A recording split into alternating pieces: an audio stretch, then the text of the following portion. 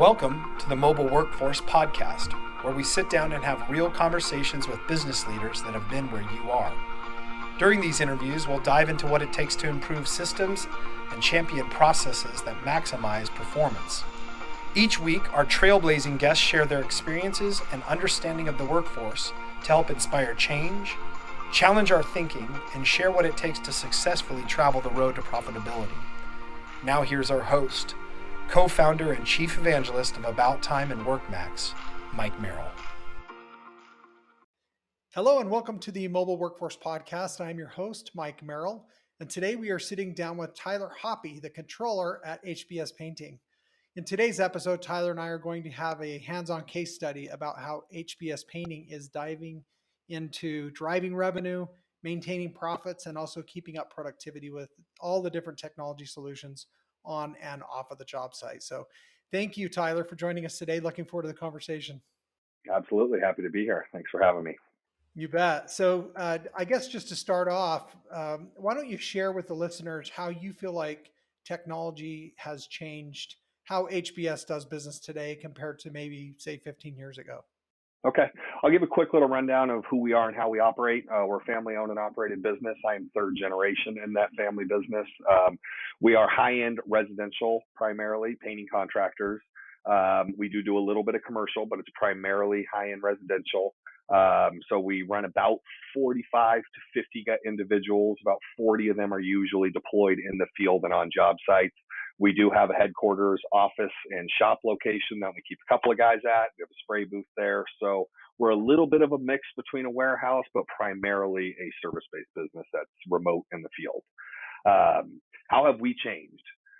We've done our best, I think, as a lot of small businesses have over the course of the years, to figure out what technology is worthwhile, where do we get our return on investment, and what's shiny toy. That's been a bit of a landmine game, if you will, I would say, for the last couple of years. In the early 2000s, when a lot of this it can do it started to come online, I think we were all wooed like, hey, man, we're just going to install this and all our problems are going to be solved. And we all quickly kind of found out that we were probably, I don't want to stretch it, but from my experience, probably a decade away from a lot of that stuff really working in the field.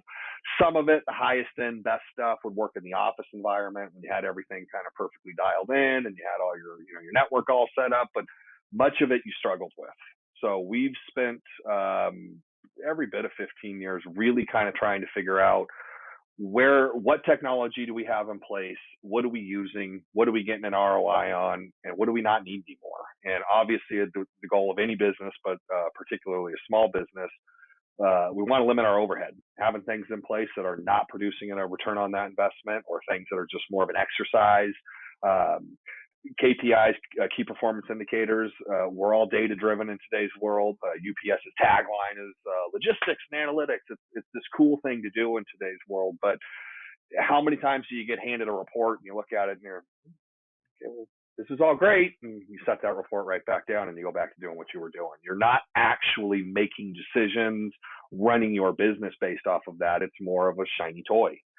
Trying to figure out the difference between what's an actual true key performance indicator, what will truly help our business, and what's not a shiny toy. So kind of a long-winded answer to what you were asking, but that just kind of gives you an intro of where we're at, how we operate, how we've kind of been trying to navigate this technological world in a small business environment. Yeah, I appreciate that background. That's actually very helpful. And you're at a size and employee count that's, enough to, yeah, you got your hands full, no question about it. Yeah, we are in that, what I've been referred to by many business coaches over the year of the dead man zone. That over $2 million to sub $10 million range is a tough range to operate in. You're big enough that you're attractive for lawyers or attorneys or even state legislatures, governments. You're large enough, you're doing enough revenue that there's something there, if you will. Hey, if you're a one-man band operating out of the back of your truck and you go to a slimy lawyer and say, I want to sue this guy, hard to get anything out of a one guy. But if you're doing $2+ million, you got to have an actual business there, and you become a target at that point. So I would say both for target purposes as well as operational and logistical purposes, you get to plus $2 million, you likely have 10 plus employees. It becomes very difficult to try and do the old school paper and pen. We'll just text message. We'll just communicate old school. You can do it. You get to 40 guys, you just flat out can't. So you do get to this point that, but we also, I guess where I was going with that, we're not a $10 million operation where we just have this endless amount of I shouldn't say endless, but this large bucket of resources that, hey, we'll just throw another guy on the HR team and we'll make him focus on this new thing that came out from the government. Well, we don't have an HR team. The HR team is me, and we're doing our best as all companies are, but we're all wearing a lot of different hats. And so kind of trying to figure all that out is a complicated battle. Yeah, great point. And a nice segue into, so, at the size you're at, and with obviously some of the challenges we've gone through the last couple of years with the pandemic and other things, what do you think has made technology so important as we've gone through this? So we are a painting contractor that you think it's just a simple painting contractor, but offering tons of different services. There's different labor rates, different material rates. We obviously estimate and bid everything based off actuals, or a real company does its best to do that. We're not just guessing. We don't do any guesstimating. We don't walk onto a project and say, it feels like about 3 guys for 2 weeks, $4,000. Like, we don't do any of that. We do everything with square footages and with actuals.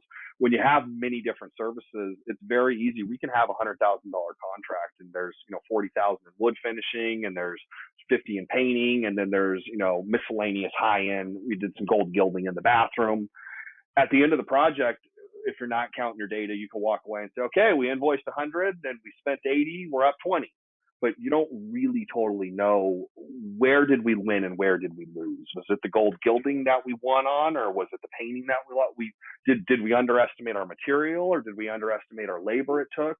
When you can actually look at your data and trust it and say that, hey, this data that I'm looking at is real valuable data. So when I have to bid this job next go around, I can actually use this as actuals and bid based off of this, not just continue to, hey, we did okay on that job. It's possible that maybe the wall painting was all of your profit and then some, and the wood finishing in the kitchen, you actually lost money on that one. Well, when you go to bid the next project, and let's say there is no wall painting on that project, all you're bidding is the cabinetry finishing, and if you don't know that that's where you lost it, and you bid it at the same square footage as the last project, you walk away and go, I don't get it.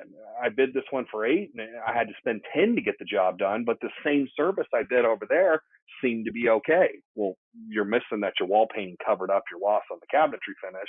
The only way you can see that is through data. You cannot just walk it and get this. Again, a $100,000 contract it could be 5 guys for 10 plus weeks. You're not going to emotionally accurately pick that job apart and figure out where you won and where you lost. You need data to do that. So you're obviously promoting solutions that can deliver that type of data and that level of detail. What is it, aside from just the details, that you look at in order to define whether a software system or a technology is useful or it needs to get weeded out? I think that kind of goes back to all business decision making. I go back to the key performance indicator things. I think it's very easy, specifically in small business, to get a little emotional with things. There's certain things that could be glaring visibly right in front of us. Maybe it's our shop guys production, or it could be this one client that's very difficult. It's interesting, once you get your hands on a few years of actual valuable, accurate data, sometimes the things we assumed are exactly opposite. And sometimes the customers we thought were our best producers are maybe not so good.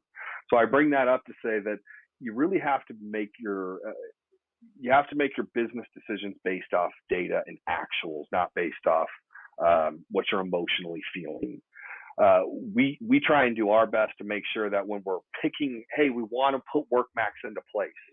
Why did we make that decision? Did we just see a commercial and said, this looks great, let's throw it into place? If that's the way we did it, it's very difficult to determine 6 months down the road, is this justifiable? Are we getting a return on this investment?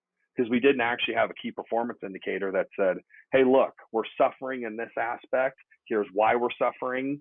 I'm seeing about a 12% loss of time on our guys.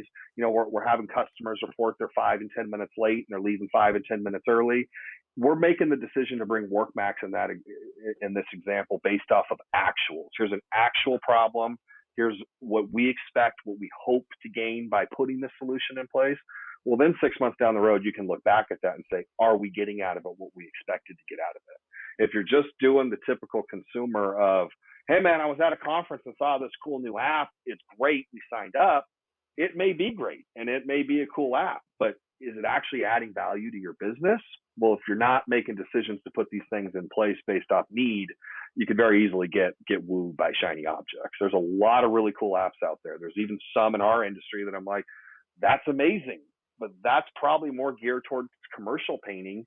Cool app, not disparaging of it, but I don't need that. That's going to create another level of management, another level of overhead, and another cost that isn't really going to bring me any value from my business. So that's how we try and analyze this type of stuff. I think it goes back to your decision making on why you put it into place to begin with. Yeah, that's a great answer. And I appreciate you going into the detail on that, because I think that's something that it doesn't matter if you're running a construction business or if you, no matter what business, a restaurant business. I mean, you can't spend more than you're going to bring in, right? You gotta bring in more value than it costs you to put something in place. So unfortunately, we're not the post office, and we don't get to run in the red year after year. We got to show some black at some point. So there you go. Well, and obviously HBS has been in business for over 50 years. You're family owned and operated. Clearly, you've been trained by others that had this same mentality, and it just sounds like it's a part of who you are and just how you roll. So. Yep, absolutely. It's definitely a culture. Props and kudos to you. Yep, thank you. And those who came before me, my father and grandfather. So, yep. Absolutely. So they didn't have the software solutions that you have access to today. So what ideologies have you tried to adopt and adapt in today's market and day and age that you learned from them? Yeah, I think one of the things that's a little bit different with small family-owned business as opposed to the corporate environment is it's still a little more old school and hands-on. My grandfather and his brother, when they founded this business in '73, they were tradesmen. They were craftsmen.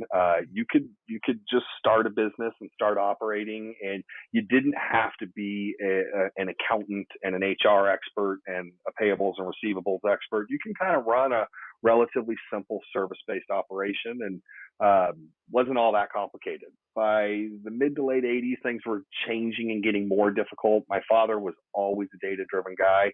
Obviously, the software wasn't there, so we were doing it differently. We were doing it with paper, doing timesheets on paper and collecting all that paper each week and trying to process all that paper by hand. That's definitely a different level of challenge. Your ability to really process that amount of data and stay up with it. I mean, there's so many jobs that are starting and there's so many day-to-day fires that you're dealing with, putting things, addressing every text message and phone call that comes in. Sometimes doing the post-ops, it can slip through the cracks. Data gives you the ability, software gives you the ability to have that. So I would say from the first generation where it was mainly trade oriented into my father, where he was realizing, hey, we got to build an actual business here and convert this from just service providers to a business. And then now moving into the world of today where the expectations were not commercial. I point that out because we're not union based. I know union and commercial type operations are very different. I think their demand for data and their demand for this software has been there for at least 10 plus years, probably 20 plus years at this point. And residential, that's not so much the case. There's still a lot of contractors out there that they don't hardly produce any paper. They're literally guesstimating, they're given handshake type agreements. There's far less of that, but there is still some of that. And the reason I bring that up is we're probably on the cusp of, we're on the leading edge, I would say. I don't want to pat ourselves on the back too much, but we're definitely on the leading edge of technology in the segment. The other vendors we're working with, our fellow tradesmen, they're usually coming to us. When they see us doing things like WorkMax, clocking in and out, they're coming to us saying, hey, you guys are always leaders here. What is that? Tell me about that. Help me with that. But yeah, the amount of data that's now starting to be required, I'm starting to see it a little bit like this of, I think in our level of work, the attention to detail used to be an area that we would get hurt with clients. They can come in and just expect more and more detail. And as we know, time is money, and we're going back and we're cleaning lines, and that used to be a trick that I think clients nowadays can use the paperwork, the logistics of a project to kind of get time and money out of you. And contracts are really important. Your ability to prove, again, we can have large contracts where it can be a 10-man crew for 6 months, 8 months. We have a project we're on 15 months right now. Memories get faded. So the ability to produce paperwork, you didn't have people come up to you, at least from my experience, and I know I'm a younger guy, but 15 years ago, they weren't coming up to us saying, I'm going to need a schedule of values, and I'm going to need to see, how much time was put into the kitchen versus, they just didn't ask for that kind of stuff. Right. In today's world, they're starting to. And if you're trying to do all that manually, it's going to be an uphill battle. And where we're seeing clients, I don't want to speak disparagingly of clients, but they're using that. They really are. They're, if you can't prove it to me that your guys were there, then I can't pay you. And even things like signatures and, hey, write me the change order. We walk the project. We all agree to it. We talk about it. But I'll sign it and get it back to you later. And then you don't get it. You follow up with them and, hey, can you sign that agreement? Yeah, we're good for it. We're good for it. Just move forward. We've had a couple of times where longtime good clients, we get to the end of the project, and over the last 36 months, we've had a few of them. Hey man, I'm sorry about that, but I never actually got that signed by the PM, and I didn't really have the authority to move forward, and we don't have an agreement in place for that last change order. So I know the work's delivered, but I can't get you paid for that because you didn't collect a signature. Okay, it's a different world out there. It's a litigious world of the ability to prove things. It's not just so much, hey, I've known you guys for 25 years and you've never cheated me. If you're telling me he's there, I'm good for it. That's not flying so much anymore. So technology is really important in that aspect. Our ability to kind of back up what we're invoicing for, what we're paying guys for, and protect ourselves. The world of we're in California. California is a tough state to operate in. There's new rules and regulations coming at us relentlessly. So I'll keep my perspective on California limited, but it's a tough state to operate a small business, and it's getting tougher all the time. So software is what's going to help small businesses navigate that. I think the importance of having access to cloud-based systems that you can get to at a moment's notice and not have a data trap or data silos. And then also integration. Maybe talk a little bit about that. How important is integration and sharing that data that you've collected with the different systems you need to cover your bases? Bases, we'll say. Yep, CYA. Yep. So I'll go a little off track here. When I say we do 40 different services, we obviously have our core competencies. I think all good businesses try and stick to those core competencies. When you try and make everyone happy, as the old saying goes, you make nobody happy. I bring that up to say, in the perfect world, we just have one piece of software that does it all. It does our accounting. It does our time collection. It all just works. You can import your photos. So far, at this point in 22, I have yet to find that amazing product. So as you said, yes, softwares need to communicate with each other. As we know, that's becoming more and more streamlined through things like APIs and other tools as technology is advancing, but there are definitely some systems that work better than others. So the ability to do that, to do it quickly, routinely, like I say, 40 guys, you're starting and stopping projects. We could, on a moment's notice, you have a guy show up at a project and homeowner's sick, never mind, you can't be here. Hey, we need to reroute this guy down to this project that's next on the list. I need you to be able to update the job list right now at a moment's notice so he can get the address and clock into that project. If you have a really complex system that requires your IT admin to, press 5 magic buttons and it can only go every 2 hours, whatever the case may be, that system in that moment is useless to you. So having the systems set up correctly in a way that's truly efficient, that's truly cost effective. I've seen systems, I've even been guilty of having one over the years that it was 15 plus years ago, so options were limited. But yeah, I had an outside developer come in and develop it, and it was badass. It produced some cool reports that I could not get elsewhere. But it took him 3, 4, 5 hours a week. It took constant troubleshooting with it. It was built in Microsoft Access that had several SQL databases that it was querying, pulling data in and out of QuickBooks. it just was not reliable. It was difficult. So having softwares that are integrated properly and that are set up properly is key, because it's like having the most amazing vehicle in the world that's unreliable. You just don't ever want to drive it. Yeah, so technology is obviously a huge enabler in gaining efficiencies. But what about in your case? I mean, you've got a family-owned business. Um, does that present challenges at times when the way that you have to deal with or work with different people, or tell us a little bit about that? Family business is definitely a little complicated. It's different for the obvious reasons in the standard business. There are personal relationships that come into play a little bit. So I'm not going to be naive or deny that there are complications with it. But being third generation, it can very easily be done. So you kind of have to navigate the personal relationships. In my opinion, mostly in most all businesses, I don't want to speak out of turn, but culture management is the name of the game. Managing clients' expectations, employee expectations, keeping people happy, keeping perspectives in line, keeping all of that is really where the money is made, to be honest with you. Hey, you got to be good at what you do. You got to understand your core competencies. All that's very true. Don't hear me wrong. But again, you can have the star of the show out there. I relate a lot of things to athletes.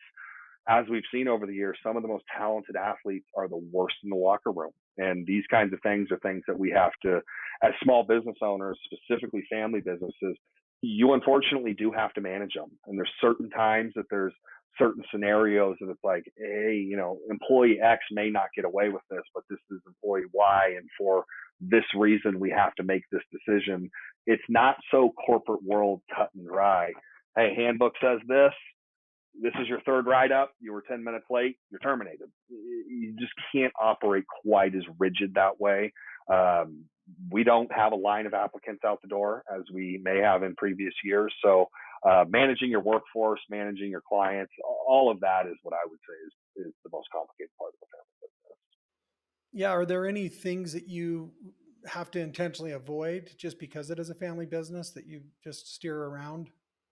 I think a lot of that was probably done before my day, to be honest with you.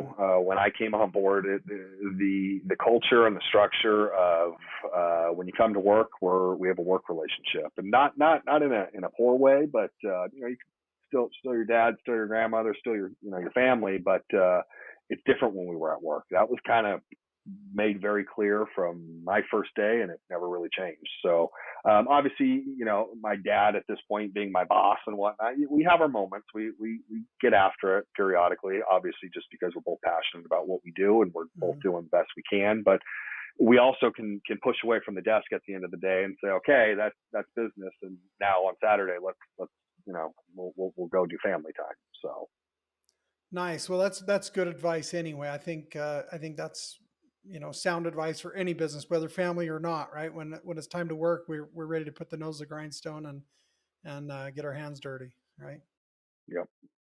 So, how do you feel like maybe your other employees benefit from the fact that it is a family business? Are there some things that are different for them as well that might be better or more in line with what they would hope? I think a lot of this stuff's personal preference. As we've seen through the pandemic, some people love working from home. Some people who thought they would don't like it so much. We're all different people in different aspects. I don't ever mean to be negative towards what I call the corporate world, but it's a different environment. It is different. I think for many of the reasons I just mentioned, and I won't go through that laundry list. It's different with a small business because there is some flexibility. There is some understanding, personal situations, whatnot. We have a personal relationship with our employees. We've been very fortunate. The pandemic cut a few of them short because some of our crew is aging, but up to 2 years ago, we had 2 guys over 30 years and 6 guys over 20 years. Over half our workforce was 15 plus year employees. So I think we found this really kind of basic concept of when you're good to your employees and they're good to you, there actually can be this win-win relationship that happens. It takes work on both sides. It does take work at times as the employer to continue to remember. As with all things, you can take somebody for granted.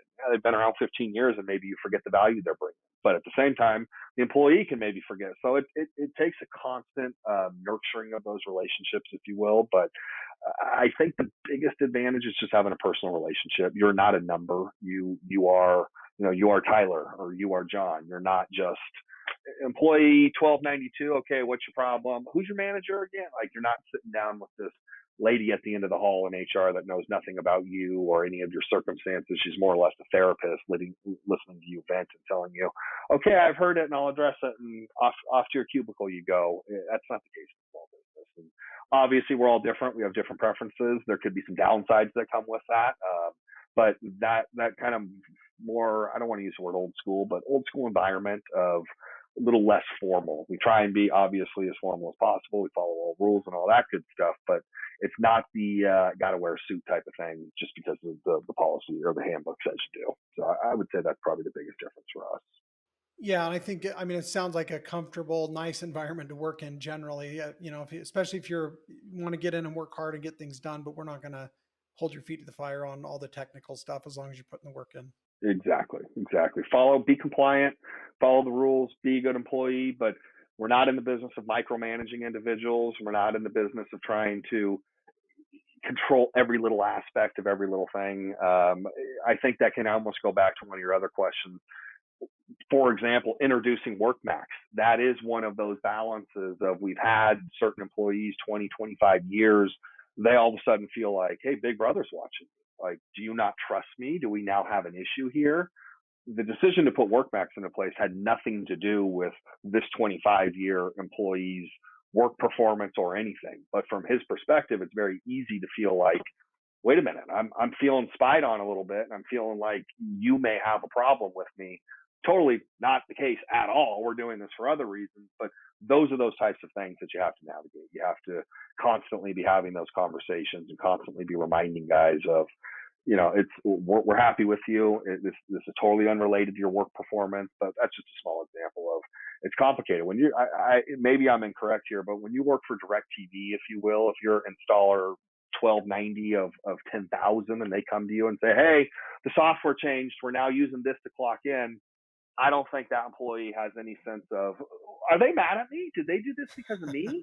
It can happen in a small business, and I know it can seem kind of silly, but that stuff does happen. I mean, we had a 32-year employee. I think there were some other things going on. I think COVID had something to do with it, but he basically came in and quit out of the blue and kind of had a bit of an emotional tirade of, you guys just stopped appreciating me. You stopped noticing me. Well, hear me clearly. We are very complimentary. We when we walk onto our job sites, this specific individual was a very talented artisan. We felt from our perspective that we were constantly complimenting him. We had just given him a raise about 6 months prior. He was happy with that raise at that time, and then all of a sudden something unraveled in a short period of time, and that employee's out the door. And that's painful for a small business. When you have a 32-year veteran that you've invested years of training in, and they just walk out the door, you want to avoid those, obviously, at all costs, but you can't always. Sometimes, obviously, there was a few things that went down and his perspective got a little jaded. And if you're not constantly massaging that stuff, constantly in tune with that stuff, it can negatively affect you. So small business can be a little different, but Yeah, that makes sense, and I think that's back to, you've got to, like you mentioned before. I mean, you're trying to be supportive, you're trying to be aware, you do everything you can. As you grow, that becomes more difficult, to where, like the DirecTV scenario, where everybody knows that they are literally just a number in some regard or another, because you can't run a business that size without managing more of the data than actually working with people, so to speak. which is where, when I use the word perspective, that's the perspective I'm talking about. When you join the job and your perspective is, hey, I'm just a number here, you're not insulted when you're treated that way. But if your perspective is, I'm a 30-year employee, I am something different. Hey, this time collection system may be for the new guys, but not for me. I've been here since the 80s. What are we talking about? Well, then when you're standing there saying, no, it's for everyone, I need you to follow the system too, totally unintentionally, he's now offended. And so, perspective matters. It does. So. Yeah, and that can happen with any situation, with new rules or new compliance, new policies, got to sign this, got to have this training. I mean, People don't like change generally, right? That has been our biggest challenge by far. Even customers, or I don't even want to use the word customers as much as a job site superintendent. When you're remote, they can grab your guys and just say, hey, I got cabinets going in here tomorrow. It's the laundry room. I know you're working in here, but I need you to prime and paint this room really quick today for the cabinets to go in tomorrow. My guy on site may not know if I have that in the contract or not. He may not know, do we have an agreement in place?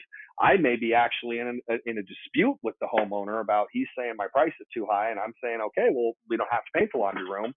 And then I show up to the job site the following week, and it's like, who painted the laundry room? Oh, I did. The superintendent asked me to do it last week. The employee wasn't doing anything wrong there. They were following what the superintendent said, but that's the kind of stuff that data, technology, software can drastically help you with. Coaching these guys into, hey, I know that is the job site superintendent. Your response in that moment is not no, but you need to communicate with us now. You can't just take his word blindly. You need to call your supervisor and say, hey, they're asking me to paint the laundry room. Do I got to go ahead on that or not? That's a change. That's a little bit different. So much of what we do is for repetitive contractors. We do a ton of maintenance work where you're at the same property sometimes 2-3 times a year. Every spring, every fall, I want to get the place touched up.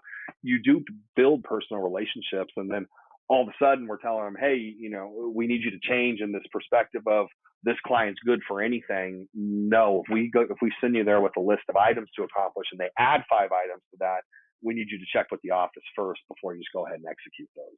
That's different than it was 10 years ago. Teaching that, changing that culture, changing that perspective, it takes time, a lot of time. Well, what I'm hearing you say is you need good systems and processes in place, and then software tools that will help you execute on those so that you can manage those expectations to that system's capability and the steps that you've aligned, and then everybody can be on the same page, right? You phrase that perfectly, because you use the word tool, which is what software is for me. You could have the most amazing shed in town, but if you don't get out there on Saturday morning and actually fire the lawnmower up, your yard's going to be overgrown. Software is that. I think a lot of people in business have this false sense of reality of, hey, if I just buy every tool in town, my yard's going to be dialed in. They don't run themselves, unfortunately. Software does not run itself. It requires maintenance. It requires thought process. How are we implementing it? How are we going to best utilize the software? As you guys know, you have a pretty solid core competency in remote time collection. There is probably 200 different ways different service providers, different businesses collect their time. And, that's just a small example of being able to adapt to that is imperative. So. Yeah, that's a great point. I think, if I were to sum things up, it sounds like to me, I mean, you're in a family-owned business. You're not huge, but you're not teeny. You've got systems in place. You've got culture in place. You've got software tools. It sounds like you have a lot of these things established over years and years of refinement. What would you say, just from the conversation we've had today, which has been fantastic? What's the number one takeaway that you hope that the listeners come away with from our conversation? I think one of the things for me that it's still a learning process is it's never done. Nothing's ever finished. Everything is constantly changing.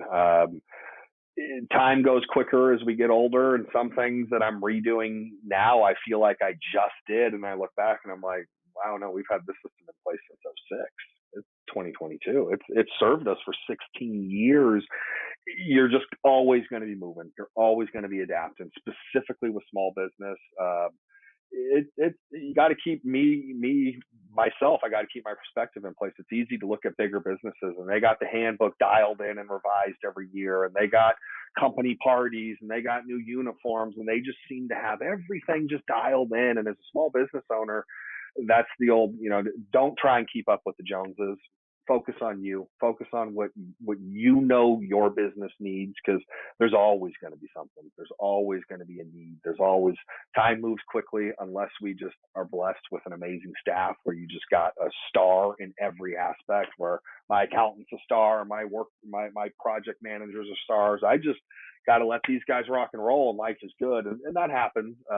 Not always. Very, very unlikely. You're usually having something all the time, and that can mentally beat you down. It can. You can start to feel like, my gosh, I can't keep up with this stuff. The one thing that's been a little bit PPP, or I'm sorry, COVID, and with PPP and all the different things, you do feel as a small business owner underwater with some of that stuff. And you start to, even in California more so, you start to feel like I'm a target. I can't be a full-time HR specialist and operate a small business with any kind of profitability. If I have to have a compliance officer for my safety and a full-time HR person for every little complaint and a full-time accountant because the payroll collection laws and how we're doing sick pay have just gotten so complicated in the state, I can't operate profitably. And that's where you got to kind of manage those things. I mean, obviously as the controller or whoever's running your office in a small business, you're doing a lot of different things, but yeah, final takeaway, never done, always going to be changing, always going to be working, always something to improve. That's not, to me, that's not a weakness. That's just that's a personality type that's focusing on something to always improve. But when you're a small business owner, you feel that, and it can be a little demotivating at times. But shake it off and realize you're one thing after another, and you look back 10 years later, and you've gotten a lot of stuff done. So. Well said. Well, that's awesome.